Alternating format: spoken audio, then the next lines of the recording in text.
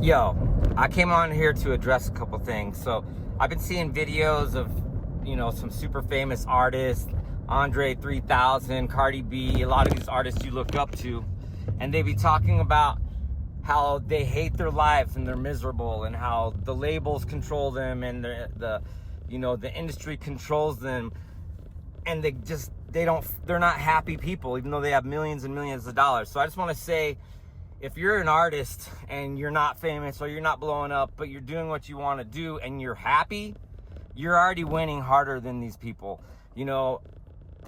Mac Miller died at, I think he's 27 when he died.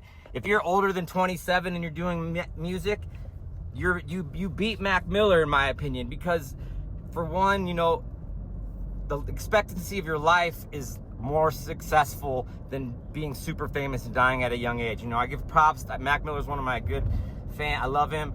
Tupac, all these people, they look like heroes and they're successful, but really in my mind, they're not as successful as your grandma that had 10 kids and she's 89 years old and she's still living happy, So for me, like, success, you can determine it on money and fame, and that's not how I see success. If you're happy and healthy and you're doing music and you're doing what you want, or whatever art it is, you could be doing anything you want. Say you haven't made money off it or you haven't made it, but you're a happy person and you're a healthy person, you're winning harder than some of our heroes. So just give props to yourself for being healthy, happy, alive, and winning, because what society teaches us success, in my opinion, isn't necessarily success.